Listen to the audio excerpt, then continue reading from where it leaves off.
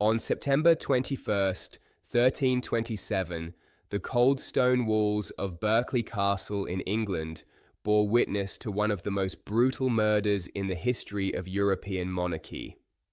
The victim was Edward II Plantagenet, the former King of England, a 43-year-old man with a graying beard and a face etched with humiliation and suffering. Until a few months prior, this man, born into royalty and educated to rule an empire, was a forgotten prisoner, his wrists and ankles bearing deep marks from chains. In the middle of the night, two men entered his cell carrying a red-hot iron, a medieval torture device. According to this well-known and often dramatized version of events, a horn tube was inserted into the deposed king's anus, and the red-hot iron was then introduced through it. This method burned his internal organs without leaving any visible external marks, and his screams were muffled by pillows. The following morning, his lifeless body was discovered with a face contorted in a final mask of unbearable agony. The official cause of death was recorded as natural causes. This shocking tale, which has become almost legendary, evokes the horror of a tyrant being punished for his supposed sins, specifically his alleged homosexual relationships. To understand this historical mystery, we must go back to the complex and tragic life of this controversial monarch. Edward was born on April 25th, 1284, in Caernarfon, Wales, the fourth surviving son of the feared king, Edward I, the Hammer of the Scots, and Eleanor of Castile. He became heir to the throne after the deaths of his older brothers. From a young age, it was evident that the young prince was different from his warrior father. While Edward I was a formidable military leader and a calculating statesman, his son preferred activities considered inappropriate for royalty, such as swimming, rowing, crafting, and spending time with people from lower classes. Some chronicles even mention his enjoyment of peasant work, including digging ditches, repairing roofs, and forging metals. This rejection of chivalric ideals infuriated Edward I, who once, in a fit of rage, tore out handfuls of his son's hair for requesting a title for his favorite friend, Piers Gaveston. This young Gascon nobleman had entered the royal household as the prince's companion and soon became much more. The relationship between Edward and Gaveston would eventually become the epicenter of the problems that led to the future king's downfall and death. When Edward I died in 1307, his 23-year-old son ascended to the throne as Edward II. One of his first acts was to recall Gaveston, whom his father had exiled, and grant him the powerful title of Earl of Cornwall, a title typically reserved for members of the royal family. To the nobility's dismay, the new king also gave Gaveston the royal treasures he had inherited and permitted him to carry St. Edward's crown during the coronation ceremony, an unprecedented privilege for someone outside the royal family. The exact nature of the relationship between Edward II and Gaveston has been a subject of debate among historians for centuries. Contemporary chroniclers used ambiguous terms, stating that the king loved him beyond all measure and had formed a covenant of constancy with him, binding themselves with a bond of indissoluble love. Some historians argue that this language merely reflected the chivalric ideals of strong male friendship. Others, however, point to later, more explicit chroniclers, with a bishop in 1334 accusing the late Edward of sodomy, a medieval term for homosexual relations. Regardless of their precise relationship, Edward's behavior with Gaveston was politically disastrous. In 1308, Edward married Isabella of France, the daughter of the powerful King Philip IV, in a standard diplomatic arrangement.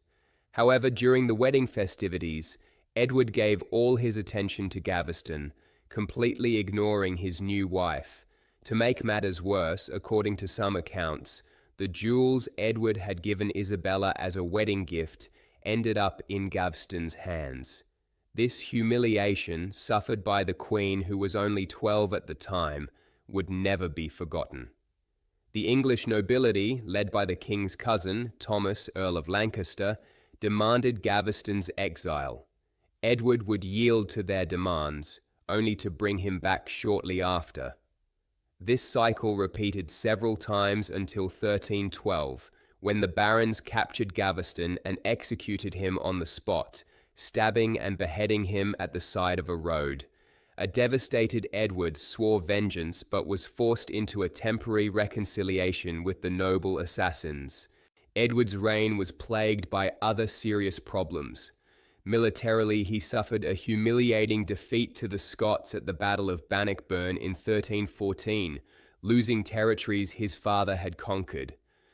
Administratively, he proved incompetent, allowing the royal treasury to be emptied.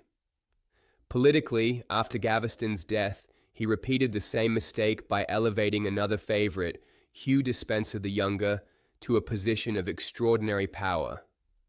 The Despensers, both father and son, effectively became the rulers of England, using their influence over the king to accumulate lands and wealth, and crushing their enemies with executions and confiscations. Queen Isabella, now an adult and relegated to a secondary role, developed a deadly hatred for the Despensers and, by extension, for her own husband. The breaking point came in 1325, when Isabella was sent to France on a diplomatic mission. There, she refused to return as long as the Despensers remained in power. To make the situation even more volatile, the Queen became the lover of a powerful exiled baron, Roger Mortimer, who had escaped from the Tower of London and vowed to overthrow Edward and his favourites. In September 1326, Isabella and Mortimer invaded England with a small army.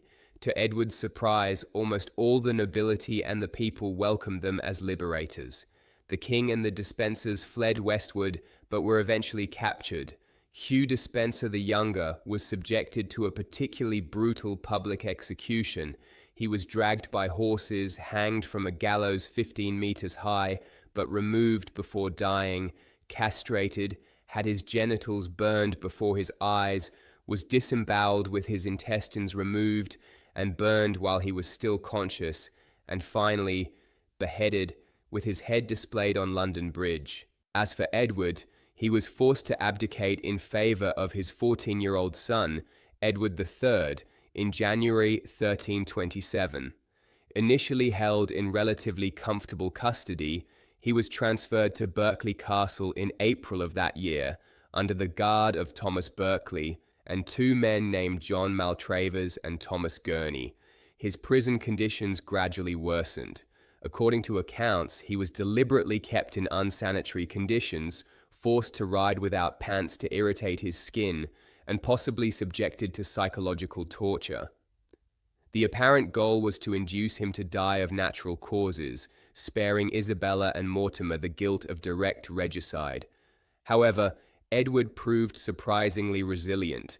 When it became clear that he would not die naturally as soon as desired, and with rumors of plans to rescue him beginning to circulate, a fatal decision seems to have been made. On September 21st, 1327, Edward II was allegedly murdered. This brings us to the crucial point of this story. What really happened that night at Berkeley Castle? The most well-known version, that of the red-hot iron inserted through a horn tube, first appeared in chronicles decades after the event. The most prominent of these sources is the Chronicle of Geoffrey le Baker, written around 1350, which describes in terrible detail how Edward was murdered in a way that left no external marks but caused unbearable pain. However, many modern historians question this narrative. They point out that the hot iron story seems to have emerged as deliberate propaganda, possibly spread during the reign of Edward III, who eventually executed Mortimer and imprisoned his own mother. The story would have served to further demonize his father's murderers and at the same time make a symbolic connection between the method of execution and the king's supposed sexual activities. Some scholars argue that if Edward was indeed murdered, more conventional methods would have been more likely, such as suffocation with pillows, which would also leave no visible marks. Others go further and question whether Edward really died that night. An extraordinary alternative theory emerged in 1333 when a mysterious letter known as the Fieschi letter was delivered to King Edward III. In it, an Italian cleric named Manuel Fieschi claimed to have heard the confession of the real Edward II years after his supposed death. According to this account, the king had escaped from Berkeley Castle while a porter's corpse was presented as his own. Edward then allegedly travelled through Europe, eventually becoming a hermit in Italy. This theory gained strength when, in 1338, a man called William the Welshman appeared at the court of the Holy Roman Empire in Koblenz, claiming to be Edward II. While most historians remain skeptical of these claims, some respected scholars consider the possibility that Edward may have indeed survived. What we know for certain is that a royal funeral for Edward II was held in December 1327 at Gloucester Cathedral, where his elaborate tomb can still be visited today. The body, whoever it belonged to, was embalmed, which would have made it difficult to identify any trauma. Edward III, after taking power in 1330, executed Gurney and forced Maltravers into exile, blaming them for his father's death. The story of Edward II's brutal death, whether true or not, had a profound impact on English culture. Christopher Marlowe, in the late 16th century, based his play Edward II on these events, portraying the king as a tragic victim of his own passions and political cruelty. Although Marlowe does not explicitly describe the method of murder in the text, theatrical productions frequently include the scene with the red-hot iron, embedding it even more firmly in the popular imagination. The case of Edward II is particularly significant because it represents one of the first examples of the formal deposition of a crowned English monarch. It established a dangerous precedent that would be followed in subsequent centuries, with Richard II and Henry VI, among others. The notion that a king could be removed from the throne by his own people fundamentally challenged medieval conceptions of royal authority, which was believed to be derived from God. Moreover, the lasting association between Edward's sexuality and his tragic downfall established a narrative that would be repeated throughout history. The idea that transgressive sexual behaviors among rulers inevitably lead to political disaster. This persisted in European culture for centuries, affecting the representations of other monarchs such as James I of England and Henry III of France.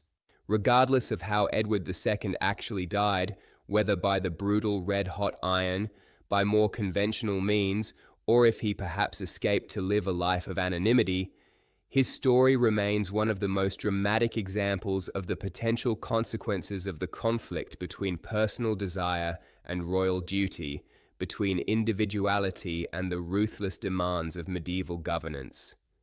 Nearly 700 years later, Edward's tomb in Gloucester Cathedral still receives visitors fascinated by his tragic story. The eternal image carved in his alabaster effigy shows a serene and majestic king, with no indication of the torturous end that tradition attributes to him. This contrast between the stone dignity of the monument and the horror of the legend is perhaps the most fitting epilogue for a king whose life was defined by contradictions, a monarch who exercised absolute authority but ended his days as the most powerless of men.